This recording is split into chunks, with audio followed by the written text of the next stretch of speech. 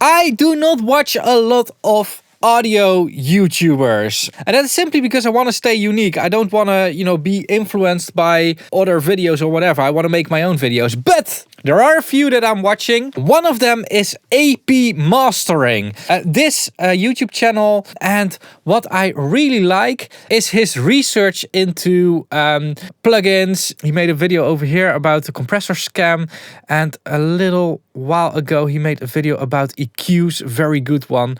But basically he's digging very deep into what I used to call snake oil, and I'm really appreciating this because it gets very technical very quickly, and finding proof, finding evidence with a lot of audio things is actually very difficult. And you can see me lose my mind trying to find evidence over a power supply in a video over here. Super cool video. So yeah, I really appreciate it. And what he has now done is he made a plugin. It is called Curvature, and it should basically be the last compressor that everybody is ever going to buy. And I'm going to give an honest review about why I don't think that's the case right now. Let's get started.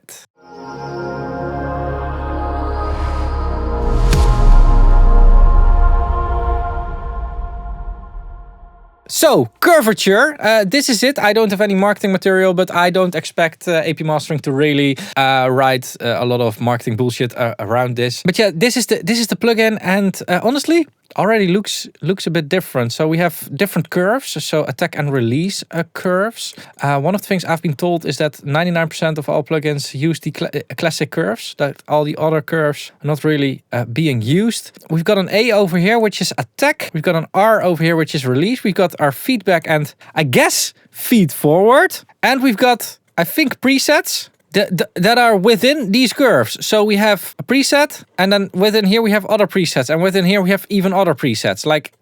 Yeah, basically we got a lot of different, well, presets or modes, basically, because what these do, as far as I know, is control the parameters on here. Now let's enable them all by going to log, and we can see them all over here. And let's see, it's like this, and if we now go to this, yeah, it's in a different position now. Yeah, it controls these parameters, and honestly, these are parameters that I don't want to touch, like kappa, gamma, lambda, theta, all quite difficult things to understand. And it's basically like what you're tweaking over here are the parameters that plugin developers normally are tweaking under the hood when creating their particular plugin. What this plugin should be able to is it can be every compressor plugin that's out there, or almost every compressor plugin. We've got our sidechaining here. We got some settings here. We've got different themes, and I'm going to use kleurrijk because I'm Dutch. That's really kleurrijk. Yeah. This is okay. No, I'm going back to AP. Yeah. Anyway, let's play a little bit with this. All right. So the way that you drive this thing, you can either up the sidechain gain, basically like a threshold, because in the end, a compressor is responding to a sidechain, and that's either its own sidechain or an external sidechain. And if it's its own sidechain, it can even like put filters on here, like tilt shelves or mid-band or whatever. So you can use this as threshold or as an 1176 input-output gain, and those are linked.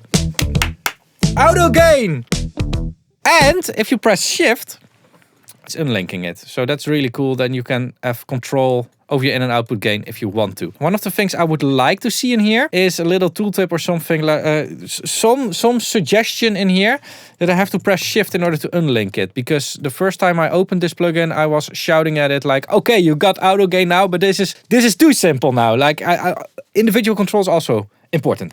Anyway.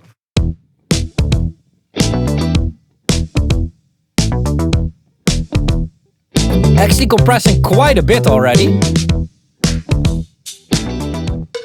Oh yeah, there we go. Oh, yeah, it starts to distort.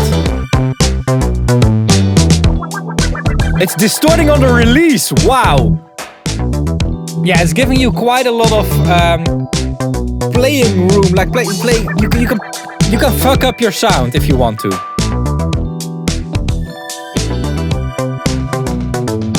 Oh, wow.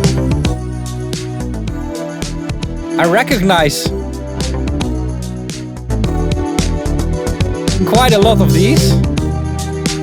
Presets are not gain matched, actually. Oh yeah, but it's also not threshold matched. Yeah, I think that's very difficult to do, by the way. But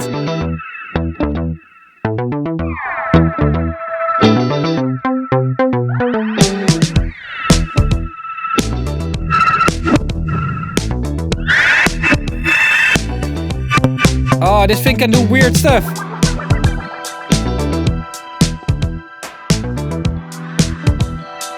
Gotta kind of learn how to control yourself when using this in a production environment. Let's go a bit faster here. It's changing the attack and release throughout the preset.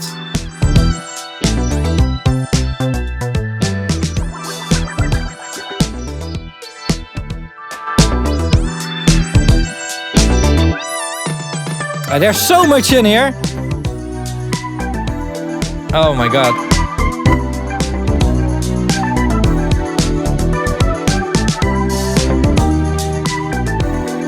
Resonant. Now one of the presets in here is the money preset. Should be super interesting. Let's check it out. Gain it down a little bit.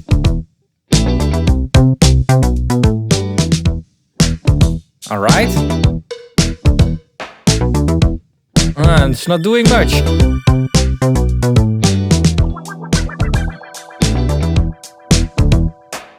Oh, interesting how that release goes.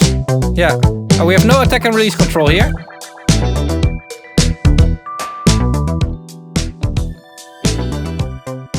Oh, whoa, whoa, whoa, whoa, whoa, whoa, whoa, whoa, whoa. Oh! I mean, this is not usable on a master, but... like on percussion and stuff? Like...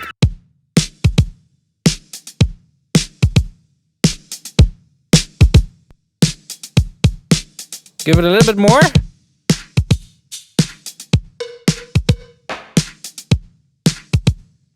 That's really cool.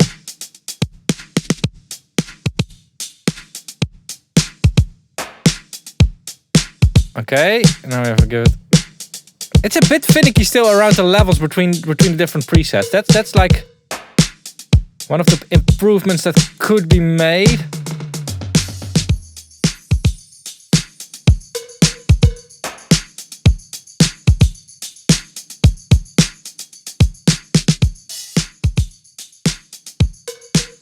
Okay, cool.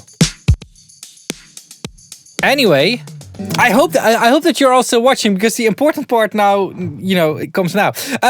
So with a plugin like this, it really makes me realize why there are so many different compressor plugins out there. Like this also, on one side, it voids them all, because this thing can do it all. Like this is really built to have all the different sounds in here. And even if the sounds are not in here as a preset, you can dial it in yourself and make a preset out of that. But it also kind of proves why it's actually needed, because the complexity in a plugin like this, like I think he did a good job on keeping it simple at this page and then making it more complex here. But if you want to have full control over your compressor sound, you really need to get some science involved. And one of the last things you want to do while making music is actually have the science involved, because while making music you want to be in a creative state and not in a scientific state. So what happens with plugins and with hardware is that you look at the front panel, like for instance those EQs, and because I've used them quite a few times, I already I see it and I know how it's going to sound, and I have a certain feeling with it. And because those EQs only sound in that particular way, or the omnipressor, by the way, the omnipressor only sounds in that particular way, I don't have to think about it. It's just like, okay, I'm either picking the omnipressor because I like it or because I don't like it. If I have to use this plugin and then have to think about the exact compressor sound and all the different parameters, it's going to be way more work. I just want to slap a compressor on there of which I know the sound from. So what compressors basically are, compressor plugins basically are, it's like, I think in the background, all the same algorithm, but all with their own tuning. And the only thing that you are buying with a compressor plugin is a user interface, which usually they put the most amount of work in, and some tuned parameters. Like that's basically what a compressor plugin is. Now with this one, I don't know what he's going to sell it for. It's not going to be a free plugin, but this one has everything in it. So all these different parameter tweaks that you're normally buying in different packages is now in one plugin. And you know, with great possibilities comes great responsibility. So with the amount of possibilities, you first gotta learn. You gotta click through it and gotta figure out what you actually like. And the cool thing about this, and a lot of people get a bit nervous about this, but what I really find cool about this gives so much possibilities to create a sound of your own. If you're using an 1176 plugin with that particular tuned parameters in the background that everybody else is using, then you're gonna sound like everybody else. And in music, the best thing you can do is sound different and do things different, because that's how music always evolved. So if you want that, this is a great plugin. If you want to sound like everybody else, which honestly, like half of the mixing or mastering requests I get are about people wanting to sound like somebody else. So, you know, there's nothing wrong with that, but just, you know, think about it. Think about what you want. Anyway, if you want to sound like somebody else, then this is great because you can really shape your own sound. And imagine having this compressor on every single track with all these different presets, or basically parameter tuning. It's more than a preset. With all this parameter tuning that you can, you know, create different colors on different tracks and everything. Like the complexity that you can create within your track is amazing. And if that's not enough, you can go ahead and tweak these parameters and make it even more unique, more your own style. So it's a bit of a double-sided knife, double-sided sword. What is it? A bit of a, you know, this plugin does two things for me. One, it proves why there are so many plugins out there, because ease of use. And I fully get it, but it also shows that it could also have been in one plugin. And yeah, there is quite a discovery curve with a plugin like this. Like, this is not a thing that, you know, out of the box start producing. No, this is something that you really want to go through and get used to, know your way around in it. And when you know, like, oh, I hear a sound, I know I want to click this and then this or whatever. When it comes to user interface, I really like that he's using these radio buttons for attack and release, by the way. A lot of plugins use potentiometers everywhere, but potentiometers, you know, make no sense at all for a mouse. Like, I move my mouse up and down. Why not give me like radio buttons or sliders or whatever? That makes way more sense for a mouse. Anyway, that's all that I wanted to say. I'm not being paid by AP Mastering for this video. However, I think he offered me an affiliate link. If that's the case, you'll see it in the description down below. If not, you also see it in the description down below. If you appreciate my independence, make sure to check out ytshop.com, where you can get merchandise like this shirt, also available in blue now. Or you can consider becoming a channel member. It starts at 99 cents per month, but there's also an early access tier and an exclusive content tier, which I'm going to link over here. Last way to support me and all YouTube platforms watching my videos, the link in the interesting video over here. Thanks a lot for watching, keep pushing, and bye bye.